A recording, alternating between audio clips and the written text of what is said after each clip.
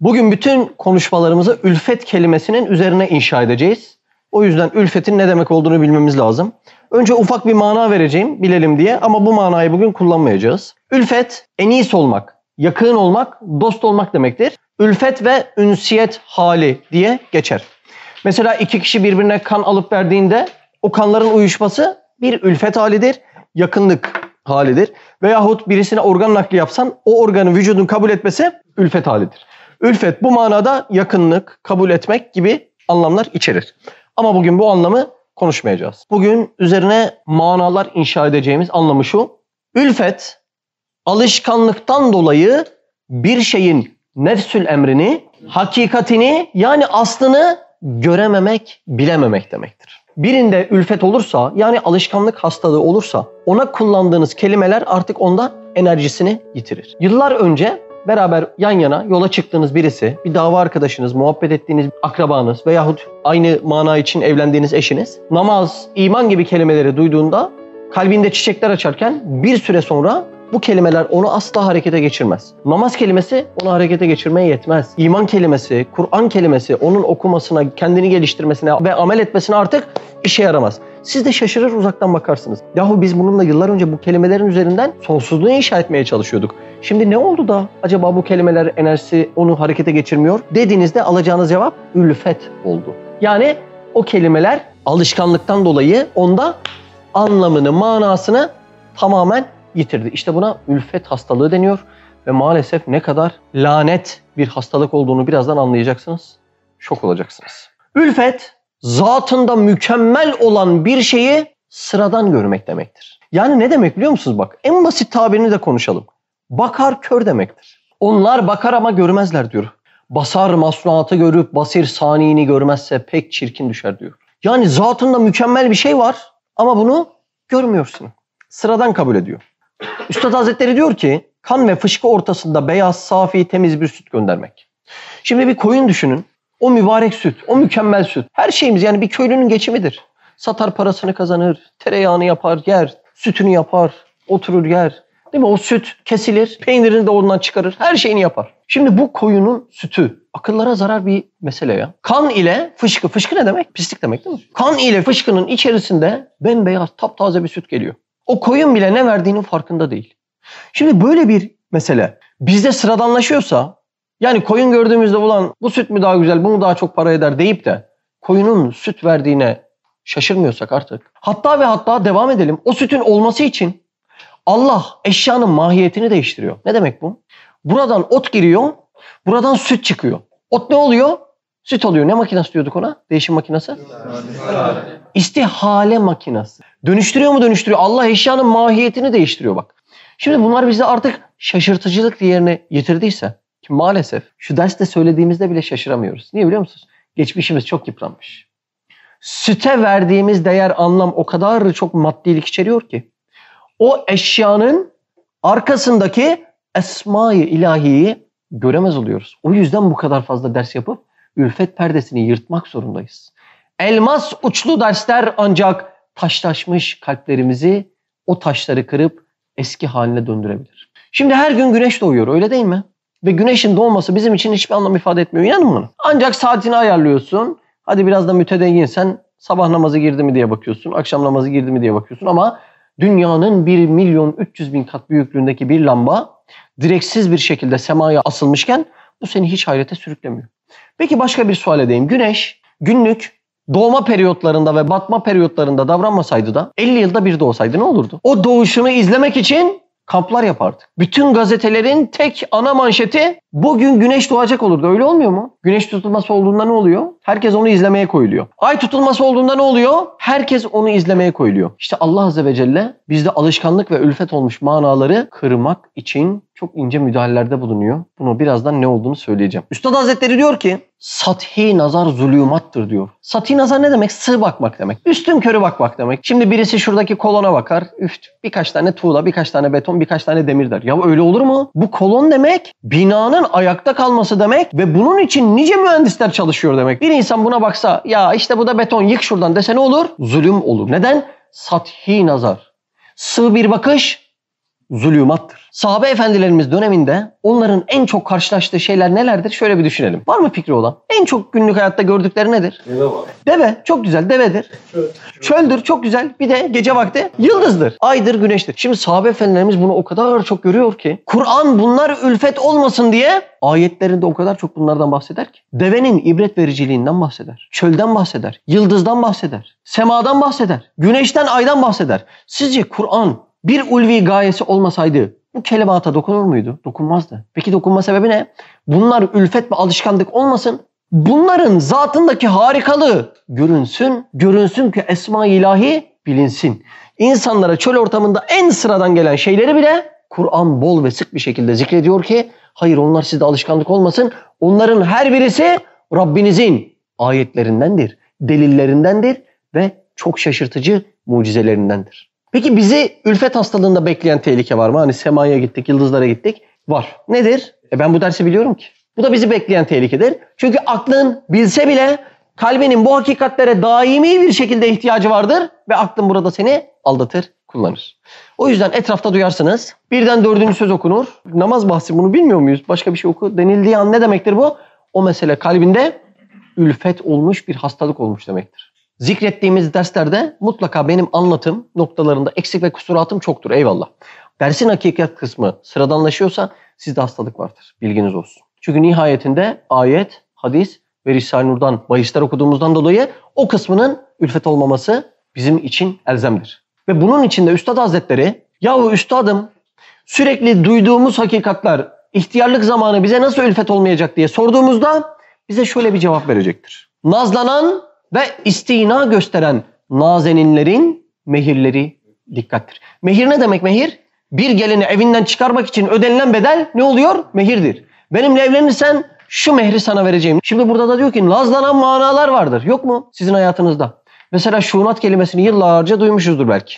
Ama şunat ilahiyenin ne demek olduğunu bir miktar ne oldu? Önümüzdeki yıllar içerisinde anladık. O zaman bu nazlı bir mana mı? Evet. Bunun mehri nedir peki? Dikkat. Şimdi bu ülfet meselesi problemli bir mesele dedim ama problem seviyesini konuşmadık. Problem seviyesi şu. Ülfet bir bünyede alışkanlık olursa o kişiyi fasık eder. Fasıkla ilgili bildiğimiz bazı manalar vardır. Açıktan günah işlemek, kasti bilerek günah işlemek ama başka bir manası daha vardır. Fasık çizgiden çıkmak demektir. Araplar bir anda delikten çıkıp kendini gösteren bir fare için fasık derler. Ummadık yerde çıkmış bir ot için fasık derler. Yani vazifesi olmayan bir yerde çıkma, çizgiden çıkma manası vardır. Hadid 16'da iman edenlerin Allah'ı anmak ve vahyedilen gerçeği düşünmekten dolayı kalplerinin heyecanla ürpereceği an gelmedi mi? Onlar daha önce kendilerine kitap verilmiş ve üzerlerinden uzun zaman geçip kalpleri katılaşmış kimseler gibi olmasınlar. Bak kitap verilmiş mi? Hakikatler verilmiş mi? Ne olmuş hakikatler? Sıradanlaşmış. Artık kalplerine yer etmemiş. Kalpleri kararmış, titremez hale gelmiş. Yani ülfet olmuş. Onlar gibi olmasınlar. Onlardan birçoğu fasık kimseler de diyor ayet-i kerime biliyor musunuz? Çok da ilginç bir şey söyleyelim. Bu ayetin inzal vaktine bakalım. Mekke'nin en çileli 5. 6. yılında inmiştir. Yani sahabe efendilerimizin iştiyakı, heyecanı, şevki doruk noktada olan bir dönemde Allah Azze ve Celle ilk kez bir ikaz ayeti göndermiştir sahabe efendilerimize. Size ülfet olmasın, korkulur. Ne olur? İşin sonu maazallah fasık olur. Şimdi onların maidelerini yani sofralarını birlikte düşünelim. Evet Mekke nasıl dönemler geçiyordu? Çok zorluydu yani bizlerin hayallerinin ötesinde sıkıntılı zamanlar geçiyordu. Ama bunun yanında başka bir olay daha vardı. Darül Erkam'da sofralarında her gün yeni ayetlerle besleniyorlardı. Şimdi bir insana bu kadar ayet gelse en büyük tehlike nedir? O ayetlerin sıradanlaşmasıdır. Ayetin neden böyle bir hal olmadığı halde ikazda bulunduğunu anlıyor musunuz? O kadar sofrayı semaviden besleniyorlardı ki hafizan Allah maazallah Darül Erkam'da binlerce ayetin indiğini biliyoruz. Düşünmüyor musun? Allah Azze ve Celle senin yanında duran Habibi Zişanına o an vahiy indiriyor ve o vahiyle sen muhatap oluyorsun. Bu ne demek ya? Bir insan bunu bir anı seyyale yaşasa kalbi yerinden çatlar ölür gider. Sahabe efendilerimiz sürekli yaşıyor bu hali ve onların en diri kalması gereken özellikleri heyecanlı duruşları olması icap ediyor ve ayet bu cihette ikaz ediyor. Ve ayetin ikaz etmesi haricinde şöyle bir şey daha konuşalım. Sahabe efendilerimizde neredeyse ülfet hali hiç olmamış desek yeridir, biliyor musunuz? Vahiy semaviyle o kadar muhataplar ki her an, haşa, kalplerin katılaşmaya vakti bile kalmamış elhamdülillah. Mücadele ve cehdle sürekli o kadar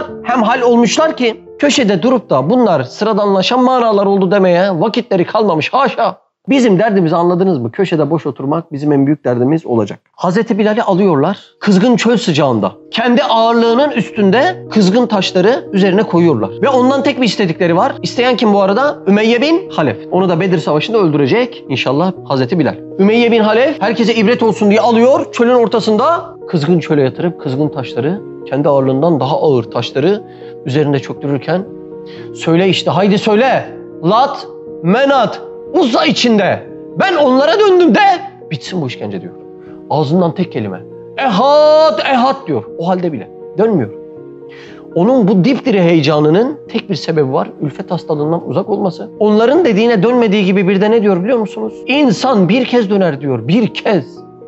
Ben Rabbimi buldum ve bir kez dönmeyi hakikate dönmekte kullandım. Bundan sonraki bütün dönüşler dönekliktir. Şu hakikatleri duyduktan sonra sebebiniz ne olursa olsun ve nereden dönerseniz dönün, semada dönek derler. Melekler dönek derler. Şehitler dönek derler. Ruhaniler dönek derler. Kabirde şimdilik bekleyip ahirette bizimle dost olmak için bekleyen mübarekler dönek derler. Biz dönmedik. Bu gıdayı almış, ülfet hastalığına yakalanmış hiçbiri de dönmedi. Sen nasıl dönersin derler. Dönemezsin. Başına ne gelse, onlar dönmemişse sen de dönemezsin. Ülfet, gaflet ile başlar. Yani gaflet, ülfeti doğuran perdelerdir. Bir perde iner, sıradanlaşır. Bir tane daha, bir tane daha, bir tane daha. En son ülfet doğar. Ülfetin sonucunda Allah muhafaza kişiyi fasık eder. Yani ülfet ne kadar önemli? Şu kadar önemli. Son tehlike olarak fasıklardan biri yazılabiliriz. Allah muhafaza etsin. Hizmet dairesinde koşturan İnsan için ülfet nasıl olur? Hizmet dairesinde koşturan bir insanda hizmet ülfet olursa o insanın dışa bakan ilk özelliği ne olur? Tenkit. Kim söyledi? Hizmet bir insanda ülfet olmuşsa o insanın dışa bakan hizmet dairesindeki ilk özelliği tenkit etmek olacaktır. Neden biliyor musunuz? Çünkü ülfetten dolayı kişi o gruptan, o cemaatten Allah tarafından soyutlanıyor. Bu yüzden de ilk emare özellik tenkitle başlıyor. İhlas Risalesi'nde kardeşlerinizi tenkit etmeyin niye geçiyor? Şimdi anladınız mı? Tenkit eden adam önce kendini haklı, herkese haksız görür. Daha sonra da zaten bunlar beni anlamıyor der ve daireden tecerrüt eder. Böyle bir ince mana var. Neresi için? Hizmet dairesi için. Yani ülfetin bir özelliği tenkittir. Ve burada da bence dediğimi unutmayın. Dairede bu cihetlerde tutunamayıp bir insan dışarı çıksa, namazını bile artık sağlıklı tutamasa ve devamı gelse ne olur? Tehlike çok ciddi. Bir insanın bu ülfet hastalığına yakalanmamasının yolu, gayesi her daim ve sürekli hakkı tutup kaldırmak olacaktır. Bir ölçüde sahabe efendilerimize benzemeye çalışarak ben sürekli ancak Rabbim için bir şekilde koşturacağım ama köşede uyuşukluk ve tembellik vaktim asla olmayacak derse Allah da inayet eder, o kişiyi ülfet hastalığından korur. Zıttı olursa ne olur? İnsan bunu umursamaz. Köşede boş ve malayani vakitler geçirirse şu olur. İltifat-ı şahanenin reddi, idamı muciptir. Burada şahaneden murat Sultan-ı Ezel ve Ebed olan Allah Azze ve Celle'dir. Onun iltifatından murat nedir? Bize gönderdiği bir nimet, bir güzelliktir. Şimdi bir kimse padişahın huzuruna gitse dese ki sultanım müjde sizin çocuğunuz olmuş. O sultan da onu iltifat etmeden gönderir mi? Asla. Bir kase altını, bir kese altını iltifat eder verir. O kişi de o altını alsa, bana lazım değil ileride kullanırsın deyip padişaha geri atsa, padişah onu ne yapar? İdamı gerekli olur o kişinin, değil mi?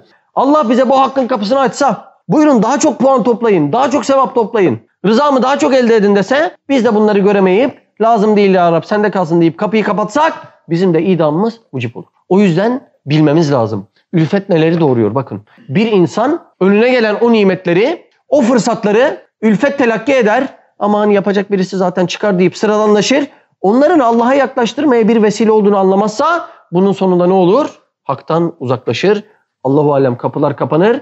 Fasık ile idamı mucip hale gelebilir. Fısk ile. Buyurun okuyalım. Bismihi Sübhanehu. Mesnevi Nuriye şemme. İlem eyyühel aziz. Evet. Ne demek oluyor? Bil ey aziz kardeşim değil mi? Allah Allah. Ne güzel hitaplarda bulunuyor. Şimdi böyle baktığımda ben nefsimi çok aziz görmüyorum.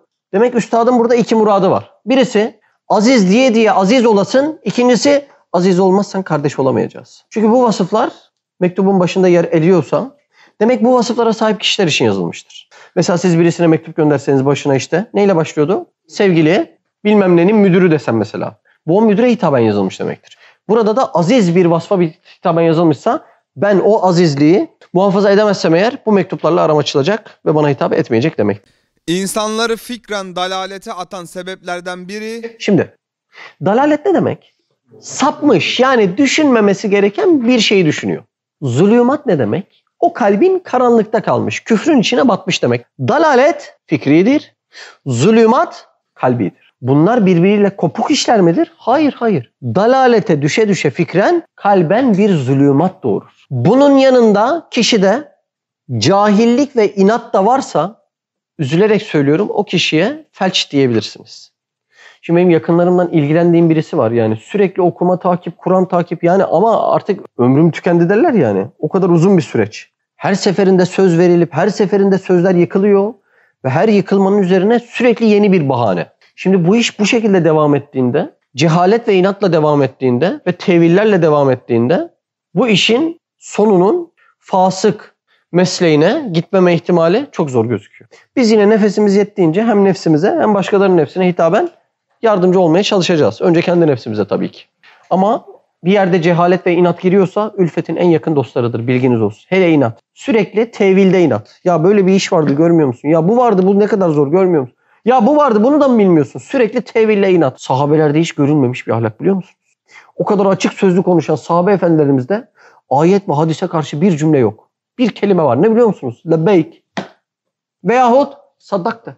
Allah Allah. Başka kelime yok. Ebu Hureyre'den rivayet edilen bir hadis var. Hadiste buyuruyor. Ümmetim 73 fırkaya ayrılacak. 73 farklı bölüme ayrılacak. Kurtuluşa eren fırka, fırkayı naciye. Naciye necattan geliyor zaten değil mi? Necat ne demek? Kurtuluş demek. Kurtulan fırka dışında kalan 72 fırka cehennem ehli olacak diyor hadis-i şerifte. Şimdi bu 72 tane fırkanın sapkınlığına sebep fikri sapkınlıktır. Bunlar fikren ehli sünnet dediğimiz çizginin dışına çıka çıka sapkın hale gelmişlerdir. Ve inanın bana bu fikri sapkınlıklardan en az bir tanesi de ülfettir. Yani ülfet ola ala hakikatler bütün anlamını yitirmiş ve o kişi sapkınlığa girmiştir. Sizin etrafınızda Kur'an'la cennet ve cehennemle ilgili bütün hakikatleri tam ehli sünnet daire içerisinde bilip en ağır günahlara giren hiç yok mu tanıdığınız? Faize satma olarak giriyor. Çok affedersiniz çocuk aldırmalara giriyor. İçkiye, kumara, zinaya zaten bahsetmiyorum bile. Bunlar o kadar sıradanlaşmış ki. Başka insanlara kıyıyor yani. Ve bu insanla sen İslam'ı anlattığında bakıyorsun senin anlattığın ölçüde o adam İslam'ı kabul ediyor. İnsanları fikren dalalete atan sebeplerden biri ülfeti ilim telakki etmektir. Abiler alışkın olduğu bir mesele var. Mesela fotosentez meselesi. Bunu ne zannediyor insan? İlim zannediyor. Bunun ilim olduğunu anlamak için olayın arkasındaki şaşırtıcılığı ve Allah'a bakan yönünü de anlaman lazım. Ülfeti, alışkanlığı, ilim telakki etmek ne demek görüyorsun değil mi? Adam her gün yıldızları inceliyor ama bir yıldız kadar kemalata varamamış. Bu konuştuğu, yıldızla ilgili anlattığı her şey ülfettir ama insan bunu ilim yani kalbin izanı zannediyor ve aldanıyor. 30 yıl boyunca örümcekleri araştırmış bir insandan bahsetmiştik. Bu insan 30 yılın sonunda imansız bir şekilde vefat ediyor, ölüyor gidiyor. Ne oluyor? Bir örümcek kadar kemalata ulaşamıyor. Şimdi ne oluyor? Bu bilgiler ülfet oluyor ve insanlar bunu ilim zannediyor. Hayır, hayır. İlim ancak izanı kalp ile olur. Yani imanın içerisinde bir yeri varsa ona ilim denilir. Ötekiler nedir? Bilgidir, malumattır, ülfettir. Bize bakan yanı nedir? Şudur. Namaz anlatırsın, iman anlatırsın, marifet ufku anlatırsın. Senin hayatında hiçbir şey değişmez. Senin anlattıkların bir ansiklopedi bilgisinden hiçbir farkı yoktur sende. Neden? Sineni yerinden oynatmadıktan sonra onlar da ülfettir ama içinde İslam geçtiği için sen ilim anlattım zannedersin. Hayır, hayır. Üstad Hazretleri diyor ki ilimde izan-ı kalp olmazsa, kesinleşmiş bir iman olmazsa cehildir diyor. Sen o anlattıklarını sahabe efendimize anlatıyorsun, efendimize anlatıyorsun, marifet anlatıyorsun, muhabbet anlatıyorsun. Anlatıyorsun değil mi kürsülerde? Hatta karşındakileri de etkiliyorsun ama senin hayatında bu anlattıklarının yeri yoksa sen anlattıklarını sıradanlaştırıp ülfeti ilim zannetmişsin. Çok affedersiniz haşa. Efendimiz Aleyhisselatü Vesselam'dan bahsediyorsun ama nasıl bahsediyorsun böyle? Haşa Efendimiz'in bilimsel makale gibi. Muhammed'in diyor ya böyle haşa. Muhammed peygamberin haşa estağfurullah. Buradaki tavrı tabii ki de takdire şayan. Yani ama onun adı zikredilince o kalp yerinden oynaması gerekiyor. Böyle olmaz yani. Burada ülfet var. Belki en bariz örneği. Bunun anlaması zor olduğumuz örneklerine biz bakalım. Bazen birisi stadyumlarca adam doldurur. Efendimiz Muhammed Mustafa Aleyhisselatü Vesselam'ı anlatır. Ama perde arkasında meğer o peygamberi anlatırken bakın peygamber böyle anlatılır diye kendini anlatıyordur. Bunun da bundan hiçbir farkı yoktur. Biri çok görünür, biri zor anlaşılır ama ikisi de ülfetin ilim telakki edildiği iki farklı örnektir. Yani melufları olan şeyleri kendilerince malum bilirler. Hatta ülfet dolayısıyla adiyata teemmül edip ehemmiyet vermezler. Allah Azze ve Celle biz ülfete girmeyelim diye bize hangi yardımı gönderiyor? Burada anlatacağım kelime şuzuzat. Ama o kelimeye girmeden önce bir soru sorayım. Sorumuz şu. İki başlı bir çocuğu görünce maşallah denilir mi? Ayağı olmayan bir çocuk doğduğunda maşallah denilir mi?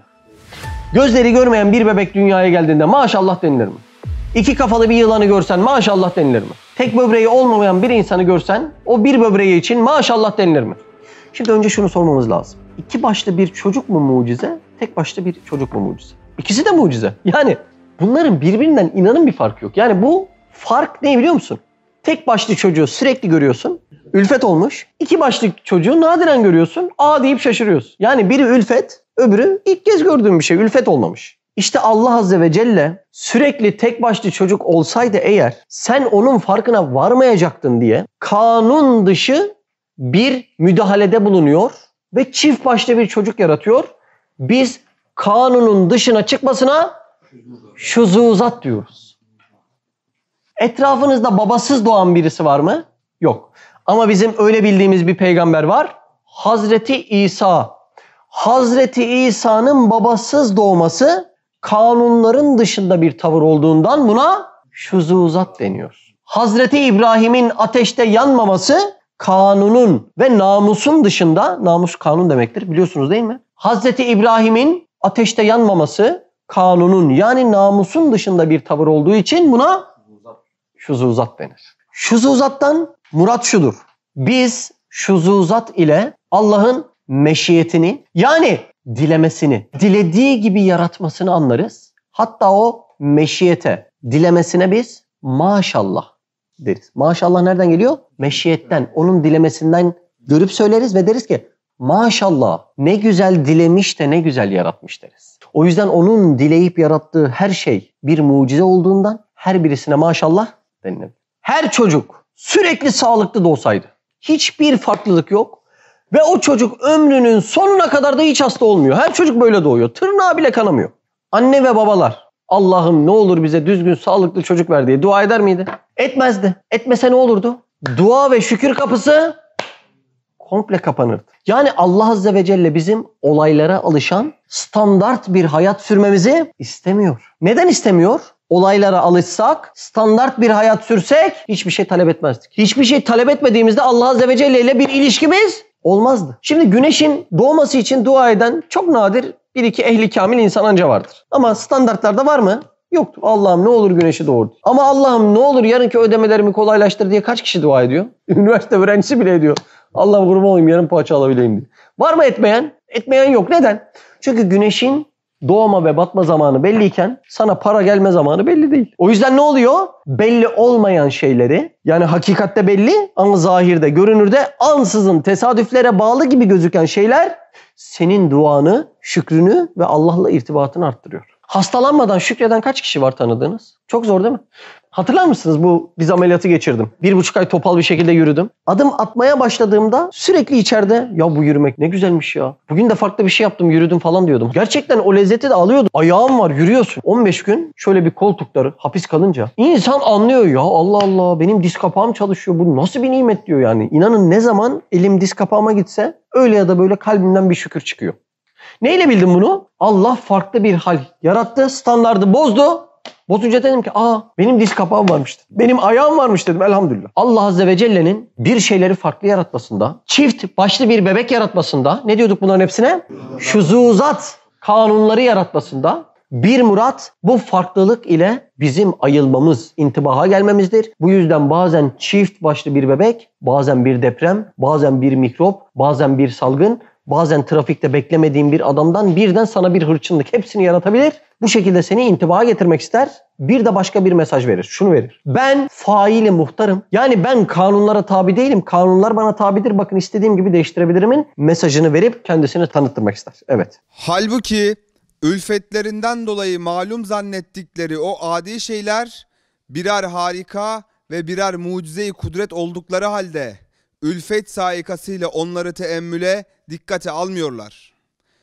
Ta onların fevkinde olan tecelliyat-ı seyyaleye imanı nazar edebilsinler. Lisede Einstein'ın formülünü duyardık. MC kare. Derdik ki mimle cimin çarpımı işte derdik. Ya beşer o çarpım için 5000 yıl beklemiş. Şimdi böyle sati nazarla baktığında ne oluyor? İki harfin yan yana gelip çarpımı. Mimle cimin çarpımı diyorsun. Veyahut bazen ışık. Ya şu ışığı aç deriz biri düğmeye basar. Sati nazar orada ışığın etrafı aydınlattığını görür. Hakikat nazarı ise o aydınlatma için elektrikten baraja kadar gider. Der ki ya şuradaki ışığın yanması için şu düğme değil, barajların çalışması lazım der değil mi? Şimdi bazen belgesellerde denk geldiğiniz oluyordur. Okyanusun, denizlerin ta derinliklerinde ot yiyen bir böcek görüyorlar. Kayayı kırıyorlar, kayanın içinden çıkıyor. Ne ağlıyorlar, ne ağlıyorlar, nasıl ağlıyorlar aman yarabbi. Buradaki bir küçük böcek rızkını buldu diye. Halbuki burada bir hata var. Ne biliyor musun hata? Burada hası nazar etmeleri hata. Şöyle daha geniş bir şekilde baksalar kainatta rızkıyla buluşmayan ne var? Daha geniş baksan hayret edilecek, şaşılacak ve bu rızık faaliyetini veren bir rezakı bulma ya seni yönlendirip götürecek başka bir şey var. Burada da hası nazar etmesi, dikkat etmesi ne oldu? Gaflete, ülfete sebep oldu. Bunların meseli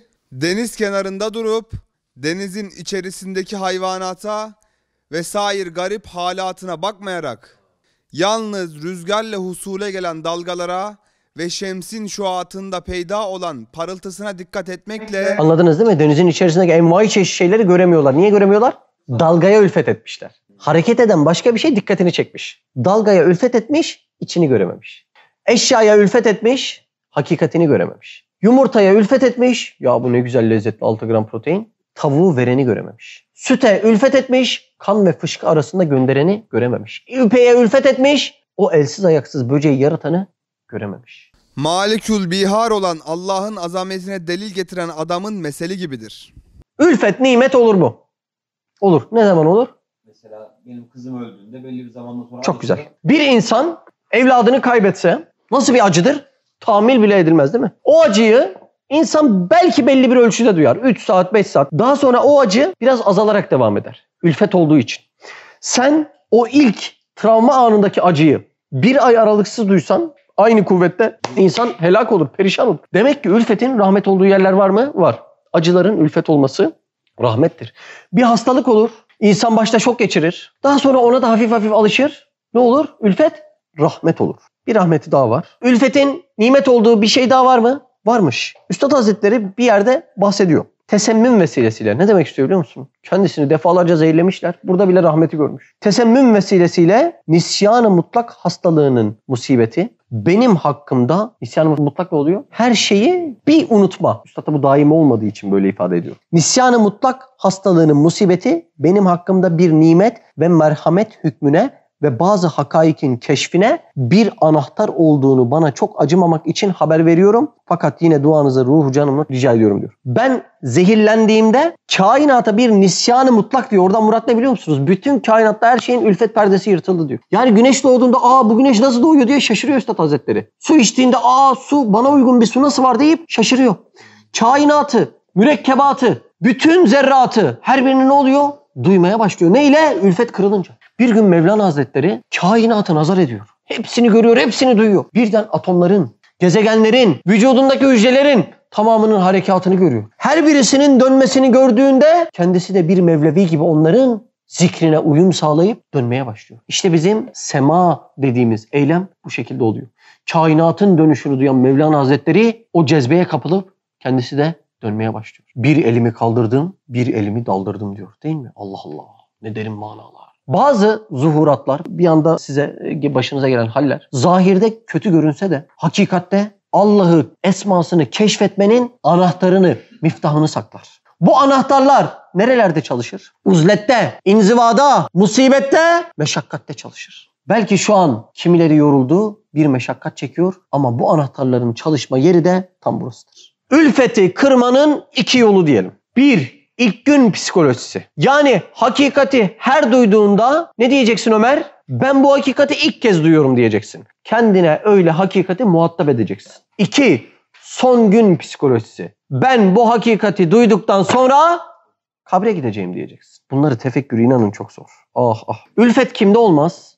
Kamil insanlarda olmaz. Ama diğer bizim gibi sıradan insanlarda okunan hakikatler bir şiir haline dönebilir. Üstad Hazretleri başına bir levha astırmış ve demiş ki ben sabah akşam ona bakıyorum. Hangi levha?